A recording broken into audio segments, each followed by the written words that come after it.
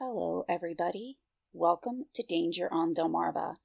My name is Rhonda Jefferson, and I'll be your host as we explore the dark and winding paths that lead us around the Delmarva Peninsula.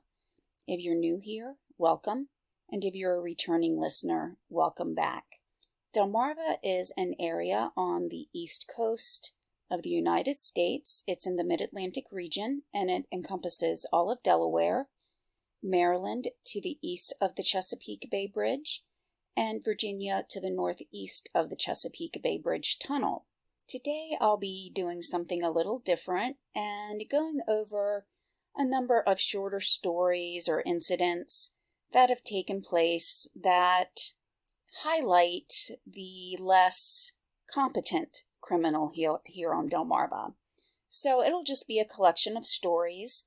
But I do also want to ask if anybody, especially in Maryland and Virginia, have any stories or have heard of any cases or incidents that they'd like for me to cover. Please let me know by sending me either a message through my email address or through Facebook Messenger. Messenger is usually the quickest way to get in touch with me. And that's just because sometimes when I'm looking for, say, new cases or trying to find something specific, it's easier for Delaware because no matter where it happened in Delaware, it's part of Delmarva. For Maryland and Virginia, if I search for the states, usually it's for cities or towns that are outside of Delmarva. And even going through the specific newspapers that are from Maryland and Virginia that are Delmarva, it's a little bit harder to find specific things because of that. So, like for today's cases, I searched for dumb criminals, dumb crimes, and then by state. And again, for Delaware, that means whatever comes up, no matter what city, it's part of Delmarva. But for the other states, it was usually something that happened in, say, Baltimore or Cumberland, areas that are outside Delmarva. So just if anybody hears of anything, if you can just drop me a line, even just a name or approximate date, anything like that, and I can try to search. I would really greatly appreciate that. So with that being said, most of the incidents that I'll be talking about today did happen in Delaware. Also, just a couple notes for upcoming episodes. Probably within the next week and a half, I'll be having a shorter episode come out, and it's about a specific skipjack, which was the type of boat that I was discussing in the previous episode, and it's about the restoration and trying to keep the legacy of skipjacks alive. So, it's not really specifically a tragedy or a criminal case or anything like that. But at the same time, I thought it was something interesting that I found while looking for information on the skipjack story from 1939. And this was actually very recent this year, some of the information that came out for the episode I'm working on in the next couple of weeks. And also, I am going over, dumb criminals and crimes today. However, this always brings to mind a incident that happened in my hometown, and I remember when it happened because I saw the boats coming from other towns to try to assist, and I lived near the area, and it actually has a very significant, I guess you would say, place in my family's history, and it's a tragic case, but it also brings up a lot of questions such as what is the police responsibility if a criminal or suspected criminal does something that ends up hurting themselves. So even though, looking at the case, we can ask, what was he thinking? It really did end in tragedy. So, while I'm going over some of these crimes that are kind of, funny right now to chuckle at, in other cases, there is a more serious and tragic outcome. And even though that story may be a little shorter than some of the others that I've covered, I didn't want to cover it in this episode because, of how it ended. So I'm just going to give a couple quick disclaimers and information about the channel, and then we'll get into these stories. So today's episode is a little more lighthearted, so there are not as many content warnings for this episode as in others, but I always do just like to remind everybody most of the episodes that I have do have some tragic outcomes, so just to provide that content warning. Also, I will leave information on both this podcast and my other one, Mystifyingly Missing. As well, I'll be working on a story about a tragic fire that took place in Syracuse, also in 1939, and I'll have that out probably by the end of this week or beginning of next week. And if you would like to support the channel to help cover cost of the podcast platform, as well as some of the research requests, and other subscriptions I have to try to help with research, those links for a PayPal and Buy Me a Coffee will be listed as well. And also, the title of this episode, well, that is a word that we use around here sometimes to have a play on words. We say something is Del-marvelous. So today we will be looking at some Del-marvelously dumb criminals. I think everybody has a dream of someday not having to worry about money, whether it's winning the lottery or making a small investment that somehow balloons into millions of dollars, or working hard and saving so that when you retire, or even prior to that, can have some luxuries or just not have to worry about the day-to-day bills. But sometimes there are other ways that people think about getting money that they have not actually earned, or by any chance, such as the lottery or making a good investment option. No, these adventurous people decide that they want to take the chance and rob a bank, since they don't want to wait around and spend the $50 a week on lottery tickets, hoping that their ship comes in. We may have all seen movies or TV shows where a group of bank robbers have this elaborate plan to somehow get in and out of a bank vault with nobody seeing them, to be able to get away with all the money or valuables in that vault without leaving any clues behind as to who they are.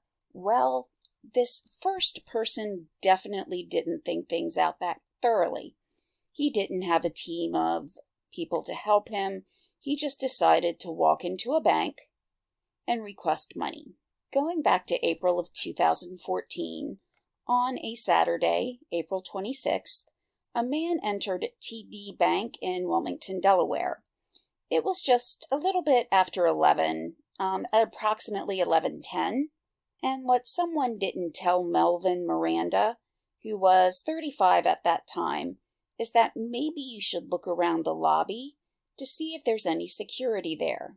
At the time that Mr. Miranda entered the bank, a Sergeant Frey Lynch from the Wilmington Police was there on an extra duty assignment. Sergeant Lynch, at the end of his career, had served 15 years with the Wilmington Police Department and, according to his LinkedIn, served the Wilmington Police Department from 1999 to 2015.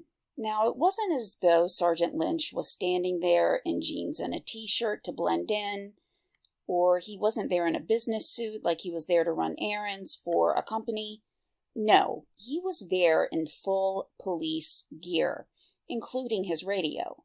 So when this man enters a bank and tells the person working at the counter that they want money and basically that this is a robbery, Sergeant Lynch just spoke into his radio to ask for backup. And somehow, Mr. Miranda did not realize this was happening. He was attempting to rob the bank within hearing distance of a fully equipped and uniformed police officer. The police were able to get there very quickly and were there before Melvin Miranda was able to get out of the building. He did resist arrest and try to struggle, but he was eventually subdued and was charged with robbery and resisting arrest. And I have to think that robbery of banks is maybe where we get some of the stupidest or silliest crimes.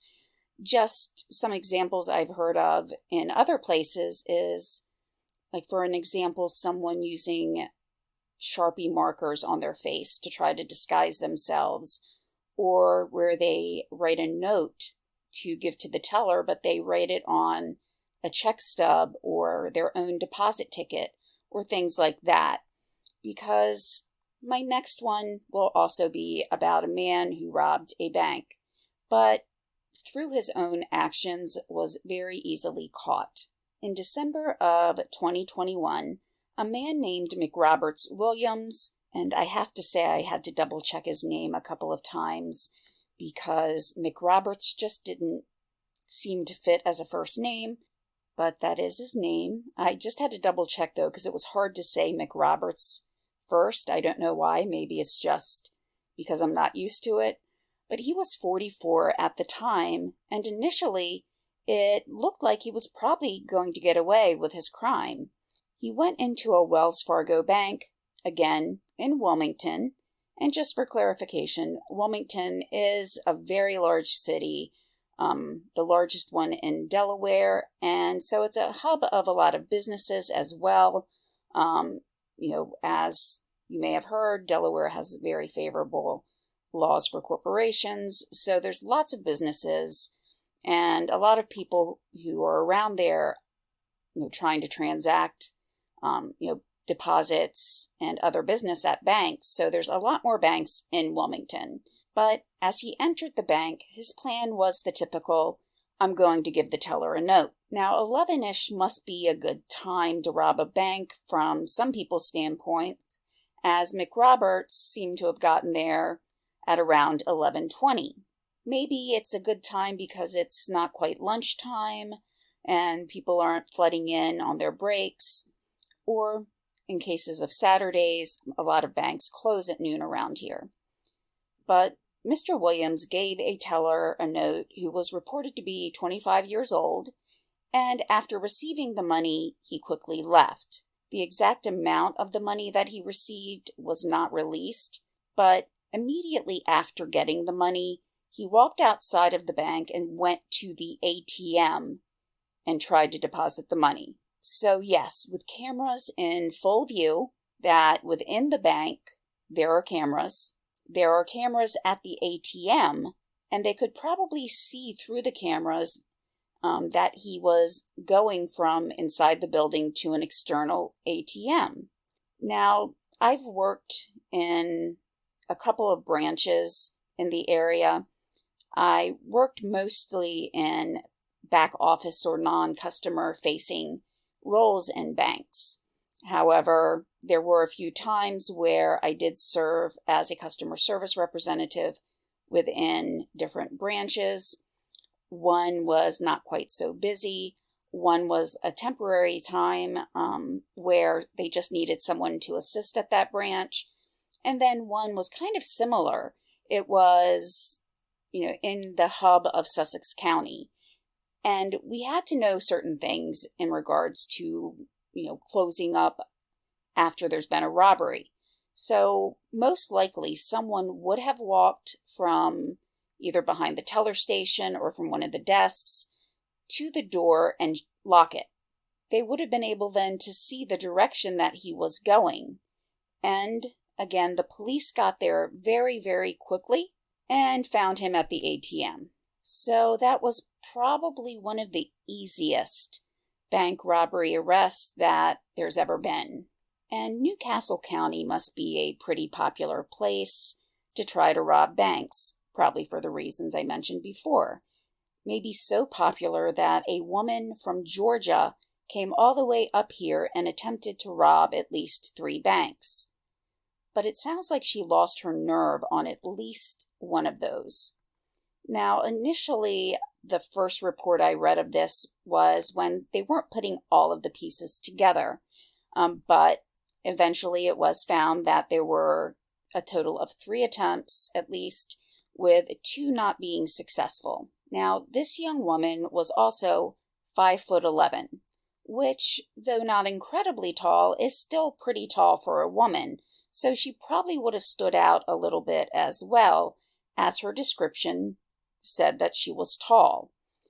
Her name was Tamara Siegel, and she was only 19 years old, from Powder Springs, Georgia.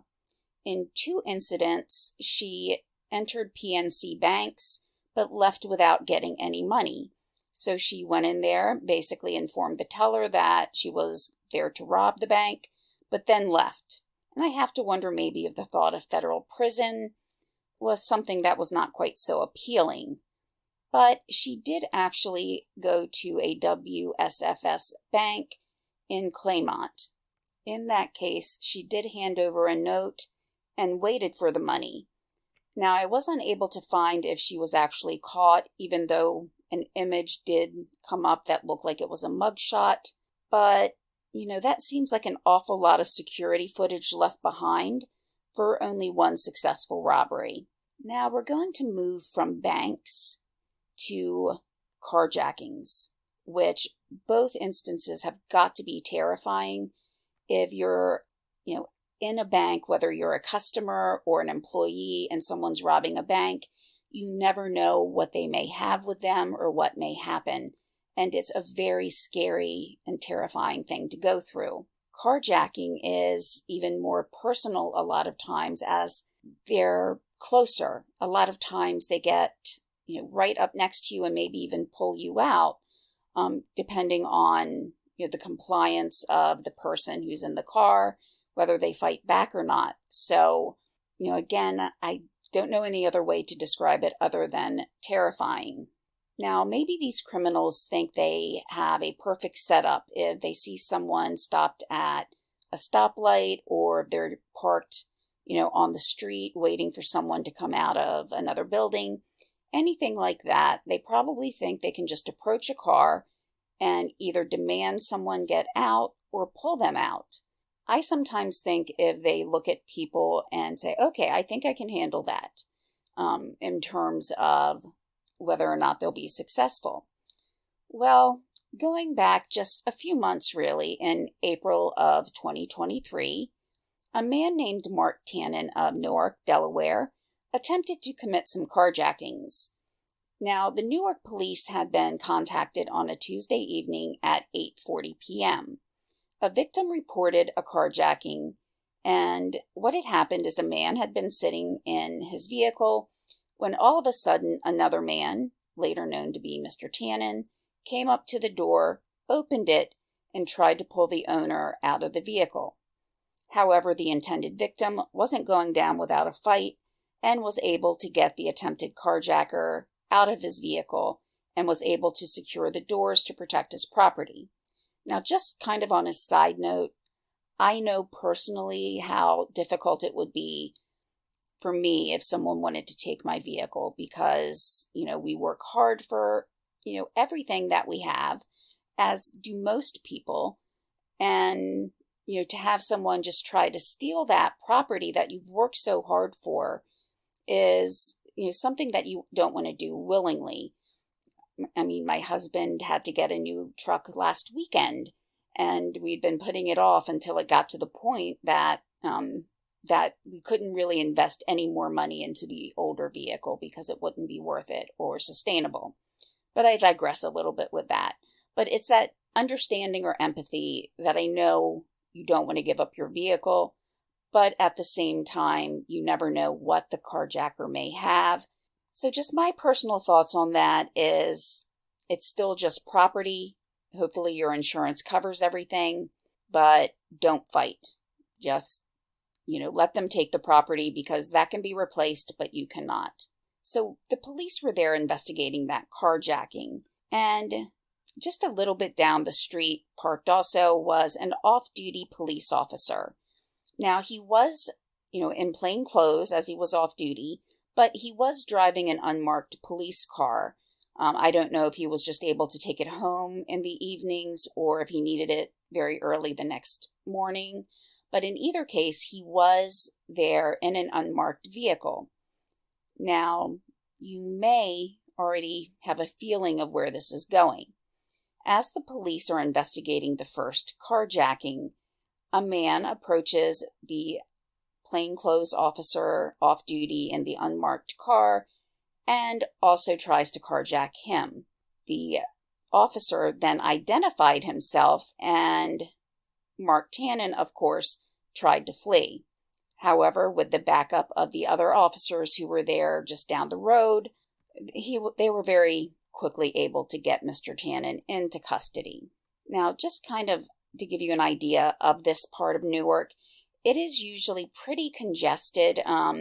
There's a university in the area, so it's, busy with kids, especially in April. There should still be classes. It's really the hub of the city, and I can just imagine all the cars parked there. I never really wanted to go there just because of the parking and how difficult it was. So, even when I went there for an anniversary dinner one time, I rode with somebody. We just knew we wouldn't be able to get parking that was close to the restaurant. So we went together to conserve there. But it's very congested. So Mr. Tannen probably thought it would be very easy to pick someone and carjack them. But little did he know, he chose a police officer. And maybe that's not being a dumb criminal. Maybe that's just being unlucky. Moving on to our next case, something that really irks me is when people use their children in crimes. Now, the most incidents that I can think of is something like a person having a baby in a stroller and trying to put things under the baby or under their blankets to, get out of the store and shoplift. But in the case we're looking at today, it's going to be a man who hid heroin in his baby's diaper. Heroin next to his baby's skin. Now, this all started with theft, plain and simple. In 2014, a man named Michael Penn was wanted because it was alleged that he stole a Samsung tablet from a mobile phone store. Police had identified him, and when they did see him, he actually had all of his children, or at least 3, I should say. I don't know if he had any more, but 3 of his children were with him. One was riding next to him on a bicycle, but he was holding an 8-month-old and a 5-year-old in his arms. The child riding the bicycle was 7 years old, so all relatively young.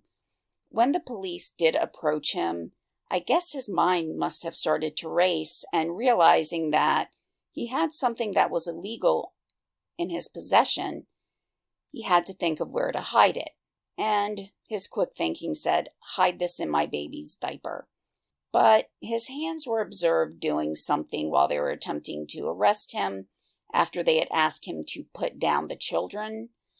So very quickly, they were able to find the heroin, so his attempt to hide it using his child was unsuccessful. Now, just kind of a quick observation here. For one thing, I don't know really about approaching a man who has 3 children with him for the theft of a tablet. Yes, he needs to be arrested and charged, but, just having 3 children around would, to me, be very uncomfortable. But, they did go and approach him when he had the children. And usually, if there's no one else there to take over custody of the children, someone like Child Protective Services or another officer may watch the children. Eventually, they'll need to take off the baby's diaper. So I guess it all happened so fast that he just didn't think that somebody eventually will open this diaper, and if the police are still around, they're going to see this heroin. But I guess given the circumstances, that was all he could come up with at the time. Now we're going back to Newark and to 2011. Now, it's hard to believe sometimes that 2011 was 12 years ago.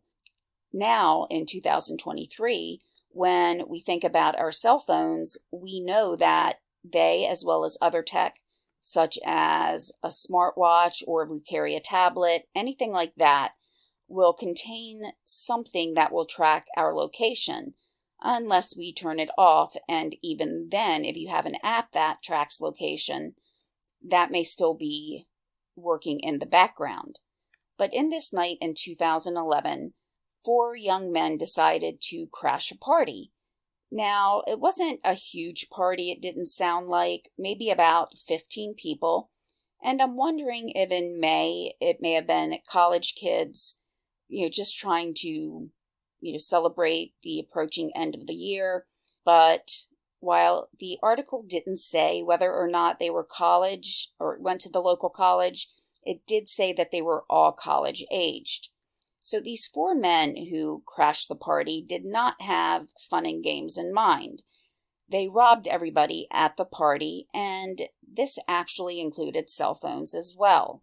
Fortunately, nobody was seriously hurt, but there was one party attendee who was beaten by one of the suspects, but they were not hurt seriously. So after the thieves got what they wanted and took off, the police arrived at the scene, and one of the partygoers was pretty astute and said that his device had GPS tracking enabled. So by using this, the police were very quick in finding the 4 armed robbers, and that phone led to their arrest. When the police did arrest them, they did find they also had a handgun in their possession. So this is what worries me as far as, fighting back when someone's trying to rob you, is you may not even see a handgun. They're small. And, again, you can replace property, but not yourself. And just to continue with this case a little bit and what seems to be endemic to Newark is they also found that these 4 young men were also part of a carjacking that took place earlier that day. All of the men were under 20 years old, and their names were Joseph Thomas, Matthew Travers, Brett Chatton, and Joseph Hopkins. Now to an incident that is probably a 1 in a million chance, even though I've actually heard of a similar story before.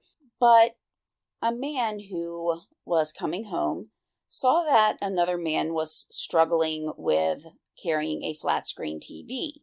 This was going back to November of 2019, and the Good Samaritan, while helping this man, thought, "This looks like my TV," and probably just thought it was a coincidence because, it's a flat screen TV, and they really don't have a lot of, information on them. It's not as though it's a very distinctive frame or anything like that. For the most part, it may be the same brand, though, or size, and that's what this man was thinking. However, as he approached his house, he saw that his front door was ajar. So, quickly putting 2 and 2 together, he realized he had been helping a man steal his own TV. So, perfect timing for the house owner, not so perfect timing for the thief. So, again, very quick response by the police. When he called and told him that, I have to wonder what the dispatcher was thinking. But the man was quickly caught and arrested. So maybe the moral of this story is if you're robbing a place and someone's approaching that location, whether it be a house or an apartment, don't accept their help because they're liable to recognize their own property. So from here, we're going to go to Maryland. However, the article that I read on this did not give a town or city. So since I was having some difficulty finding some cases in Maryland, I thought that this would be good to put in there because I want to make sure that Delmarva is represented, all 3 states. So with this one, I kind of have to wonder why the robber just didn't give up at some point, even though his feats were rather impressive. A 56-year-old man was being chased by police because he was wanted for burglary. Now, as he was being chased by them, he saw that there was a 12-foot wall in front of him, and he actually scaled it and jumped over the wall, only to be met by more police officers. And what did he do next? He turned around and went over the wall again to the police officers who were on the other side. Now, me just personally, I know I could never scale a 12-foot wall. I probably couldn't get over a 3-foot wall, to be frank. But, to have to exert all that energy when you know that there's police on the other side of that wall. I guess in the moment, he didn't really think. Now, going to Virginia, and again, a city was not given, during the article or in the article. But again, this is almost a case of they should have given up earlier as compared to the one about the man going over the wall. They didn't have good luck either. So these two men in their pickup truck decided to steal a refrigerator from a home that was being built. Personally, I'm questioning why they were putting in a refrigerator to a home that was still relatively open. I saw a picture of it and there were no doors. There was 1 or 2 windows that I saw, but other windows were not in place. So I would just be worried about, rain getting in or an animal getting in there and scratching at the refrigerator. But nonetheless, a refrigerator had been placed in this house.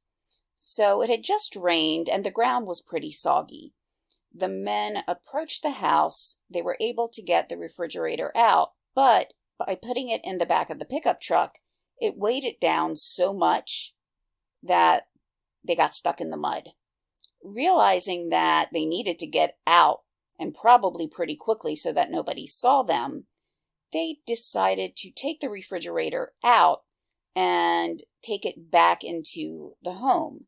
Now, you might be thinking, okay, well, maybe that's a good idea then, so that they're not stuck there. But they'd already damaged the walls and, other things within the home that was being built, so someone would know that the house had been tampered with. So I was just kind of thinking that maybe they should have just put the refrigerator off to the side, or maybe even put it on more sturdy ground, and, once they got the truck out, they could then put the refrigerator back on or in the truck. Now, I'm not condoning what they did, but I'm just kind of questioning their line of thinking. But they got the refrigerator back into the home, got back to the truck, and realized they'd locked the keys inside. So they did the only thing they could do, is they walked away. And remember, I said they had damaged some of the walls and other things within the home. So they knew that there had been an attempted robbery. So, leaving your pickup truck there with a license plate pretty much just is as identifiable as leaving your license. So many ways to ID the truck, the VIN, the license plate, registration once they got in. So again, just kind of wondering if they didn't give up at the right time. Going back to Delaware, to a town named Bear, we're going to look at some criminals who decided they wanted to rob a house of all of its alcohol contents. So if you were robbing a house and were stealing some liquor, maybe you might wait until you got home before you started partaking in that particular liquor. Well, not everybody is quite so understanding of the impact of alcohol. Something that you need to especially take heed of if you're robbing a place is you want to have a clear head, but not so in this case.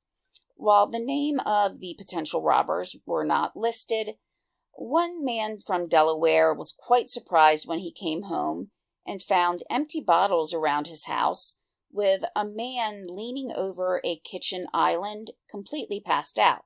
So this is bad enough, but what kind of makes this even more unbelievable was not only one person who did this, but the homeowner found another man passed out in the basement. So a very quick arrest for the police officers. And again, I just wonder how at least not one of the two people realized it's not a good idea to get drunk while you're trying to rob a home. Now, I did just want to quickly go over a couple of, I don't want to say dumb laws, but maybe laws that are not needed. And if you're from Delaware and even states that used to have these types of laws, there was something called blue laws. And what that basically is you can't work on a Sunday. Of course, with some exceptions such as doctors, nurses, police officers, firemen, and the such. Now, it was originally in 1795 that Delaware instituted these blue laws, with some revisions taking place throughout time, such as when in 1852, there were laws that also prohibited basically any sporting type event, such as what they said, horse racing, cockfighting, which really, that shouldn't have been allowed at any time, hunting, fishing, anything like that. Also, anything that would have people assemble to, quote, game, play, or dance, end quote. Now, in 1911, people really began to understand the impacts of these laws when some people who were playing baseball and some others who were playing tennis on a Sunday were arrested. So, again, this was 1911 after the 1852 revisions. So people had to be shocked to realize that they were being arrested for just playing these games. Now, much later, about 27 years after that, a attorney general who had once been the city solicitor for Wilmington, named John Morford, was elected, to be the attorney general in 1938. He really wanted to repeal the blue laws, and whether or not it was because he just thought that they shouldn't be enacted or not, what he really was concerned about was the fact that these laws were not really enforced. And he saw that as something that would really decrease the respect that law enforcement had in the communities. So if there's a law on the books that's never enforced, he was looking at it as people won't really respect the laws if they see that some laws aren't actively enforced. He did try to get the laws repealed through the General Assembly a number of times, but they were rejected a couple of times. So he decided to take another route as far as trying to get these laws repealed. In 1941, after, having the General Assembly veto his attempt to have the laws repealed, he decided that he would send something out that for Sunday, March 2nd, 1941, the blue laws were to be strictly enforced. And by the end of that day, 500 people had been arrested for doing many different things, whether it was playing sports. One of the photos that was taken was of a bakery owner getting fingerprinted for working on a Sunday. So the General Assembly repealed or made modifications to some of the blue laws by the end of that week, because really they probably didn't want 500 people coming through the courts or going into jail the following weekend. So it's funny how quick they can act when things don't really go the way that the Assembly or any government body wants it to. Now, by 1953, then there were a lot of changes, but there was still a ban on horse racing, along with things like theater performances. There were some exceptions, so if you lived in an unincorporated area, you had to follow these laws, but if it was a city or town, they could have different regulations. However, there were still limits, such as you couldn't be open before noon, and usually you had to be closed by 6. I know that growing up, we didn't go anywhere before 12. If we had to run an errand before church, then we couldn't do that because nothing was opened. We would have to wait until we were on our way home to run whatever errand. And it wasn't until much, much later that liquor or alcohol was allowed to be sold on Sundays, because I just remember even when I turned 21 after that, many of the liquor stores, I don't remember them being open until sometime later. I'm not going to say when because I don't really want to reveal my age here, but but it was a relatively recent, when you look at, from 1795 to current times, it's not been too long since some of those laws were repealed. Another law that takes place in Rehoboth is that you can't get dressed in your car or your vehicle. But you can do it if it's in the garage, but if anybody can see you, you're not allowed to get changed. So why is this really important? Well, when you're at the beach, you may not necessarily either want to walk around with a bathing suit under your shorts and t-shirt, or you don't want to walk around in a wet bathing suit. But you also aren't allowed to change in the public restrooms either. So I've been there, I've been in that situation, and frankly, I don't think I would want to get changed in the restrooms either, because they're always wet and flooded and sandy. But that's just kind of something odd that a beach town would have. And yes, there were signs, at least last time, that I needed to change at the beach. There were signs that said that you were not allowed to change in the restrooms. Now, going to Maryland, we're also looking at another beach town of Ocean City. It is illegal for men to walk shirtless on the boardwalk. Looking back at my visits there, I have to say that most of the time, I think the men do have their t-shirts on, because the boardwalk is really more for commerce. Unless you're going from the beach to your car, you're on the boardwalk to either go into the shops or go into a restaurant, so you would have to wear a shirt anyway. But even more kind of odd is that it's illegal to eat in the ocean while you're swimming. So my thought is the food would become really soggy and salty. But that was actually a law, which I really would love to know the history behind that. Also, just on more of an adult theme here, at least at one point in time, I don't know if it's been repealed, but it was illegal to sell condoms from vending machines unless, and I guess this is the lawmakers having some foresight, unless the vending machine was at a place where alcohol would be consumed on the premises. So that was specific. It had to be alcohol consumed on the premises. So at least there was some forethought there that, okay, they can be dispensed from vending machines when people get drunk.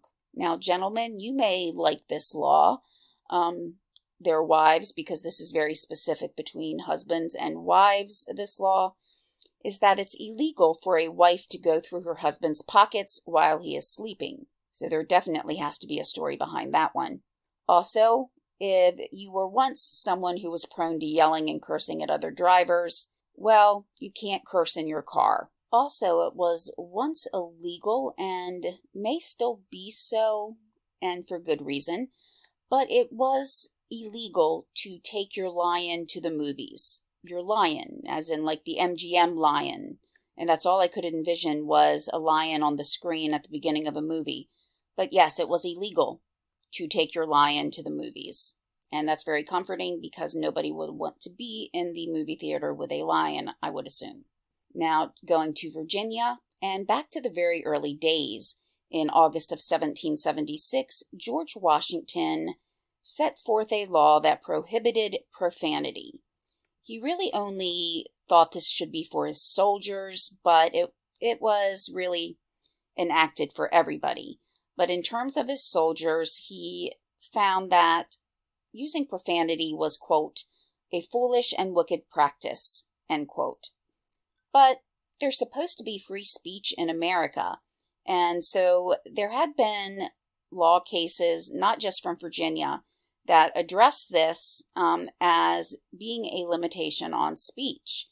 From a case in 1971, a Supreme Court justice said, quote, one man's vulgarity is another's lyrics, end quote. So technically this was repealed in 2020, but can you imagine the fines if these were really enforced? I'm sure the amount of the fine would change over the course of time, but it was not actually repealed until 2020. Just kind of a quick couple anecdotes here. A few months ago, I was making something for my husband's birthday. I was making a compilation of some of his family's history. And so while going through one of the research sites that I have, I found that his mother was found guilty of using loud and indecent language towards a woman who was a security officer, and she had to pay $20 and $10. So looks like one fine was for indecent language the other was for being loud.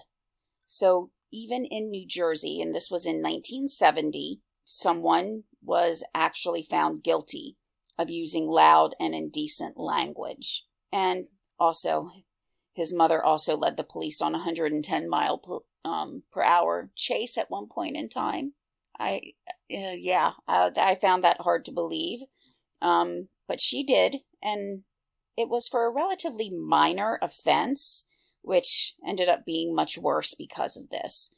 But she passed away, unfortunately, last year, but my husband was not aware of this, but I did reach out to my sister-in-law, and she said yes, her mother actually kept a scrapbook and had these articles in them, because my sister-in-law said one time she was looking through them and was like, "Mom, you did not do this," but she did. So the fact that she did keep a scrapbook like that, and she was, I guess you would say, she wasn't bothered by that. So I don't think she would mind me saying the story, even though I'm not saying her name. But yeah, 110 miles per hour. I could not believe that. But then again, I guess I could. But getting back to both Delmarva and what we're looking at now, there were a couple other laws in Virginia that were either misquoted or kind of odd. There was once a law that was misinterpreted or misquoted, and the law itself said that a driver must, quote, give way to motor vehicles passing on the right-hand side of the overtaking driver, issuing an audible or light signal, end quote. So basically, if someone's passing you on the right, they either have to put on their signal, turn signal, or beep their horn. The law had been misinterpreted and kind of spread in some places, saying that it was against the law to pass somebody and not beep your horn. So essentially, you had to honk your horn if you were passing somebody. I'm not sure how that became misconstrued, but that is a law that has been misquoted and misconstrued for a very long time, to where when I was researching that, it was listed on dumb law websites. Now, looking at blue laws, there was a very, very specific law in Virginia about what you could sell on Sundays, or in this case, not sell. You could not sell lettuce or peanut brittle, which means at some point I've probably broken the law, because I've been to Maryland on Sundays and helped cook dinner and sometimes stopped and picked up groceries. So I would really love to know the reason behind that law. And lastly, at some point in time, it was illegal to have a bathtub in your bathroom. The bathtub was supposed to be left out in the yard. Now, I don't know about you, but I know that I would not feel comfortable taking a bath outside, even if there was a fence and it was dark. And I can say for sure that probably none of my neighbors would want to see it either. So everybody, I hope that this was kind of a different type of episode, where we weren't really looking at a lot of tragedies or anything like that. These crimes, though, when the criminals, we can look at them and kind of chuckle about either them having bad luck or them not thinking rationally at the time. But like I said, there can be consequences. There was one article I actually read where a police chief of a small town basically called the victims of thefts dumb. And that was because people would not lock their doors at night and for the cars, and they would be broken into, or I guess not technically not broken into, because the doors were unlocked. And the reason that the police chief was being interviewed is a handgun was stolen from my car that was not locked. And that has to be very concerning to everybody around, that someone who committed a theft was able to steal a gun from a car that was not secured. So maybe not to be so blunt as the police chief is, unfortunately, we're living at a time where thefts are on the rise. I got an alert that somebody in my area is even stealing the Ring doorbells. So, I guess maybe they don't realize that the recording is sent to your phone. So, theoretically, you can at least see a little bit of them. I know that in the video I saw from a neighbor or someone close by, they were wearing a mask, of course. But it's an electronic device, and most of them, I think, can be tracked. I know mine is very specific, so you have to register with the serial number and all of that stuff. But with the thefts on the rise, we just have to be more careful. We have to make sure that we do lock and secure our cars. I forgot one night about 4 years ago, and my car was broken into. It was almost brand new. I probably had the car a week, and I guess I just forgot, or something went out of order. I had to grab something and forgot to lock it. But thankfully, I had not put a lot of stuff in my car yet, so it wasn't stolen. We even have situations where if you have a dash cam in your car, even if it's locked, people are trying to break in to get the electronics. So, I guess just be careful. Try to keep yourself safe in as many ways as possible. And I know it's difficult if you're in a position, if you're being robbed. But when I worked for the bank, we were always told, comply, money will be replaced, you cannot be replaced. So again, while I understand it's definitely an instinct to try to defend our property, don't do so, please, at the risk of your life. I know I would have that first instinct, but at the same time, I want to be around for my kids, and just with everything that's going on today in this world, you never know. And like I said, an upcoming episode will, if it did not end so tragically, probably have been part of this episode. But that will be coming out soon. Again, the episode, like a mini episode about one of the skipjacks, will be coming out soon. And check out my other channel, MystifyinglyMissing. That will be linked in the description. Thank you guys so much for sticking here until the end. And just before I forget, we hit 5,300 downloads today. So, that's exciting to see those numbers go up. And I have a couple more subscribers on YouTube, so I really appreciate that. I do hope at some point in time to be able to make videos. The computer that I have now, I bought a new external hard drive to try to speed it up. Not working, either that or I'm not using it right. But I really appreciate the liking and sharing the episodes and the channel. That really helps with the algorithms to, bring the podcast or the videos to the forefront. So I hope everybody has a great rest of your week, and I will talk to you soon. Bye.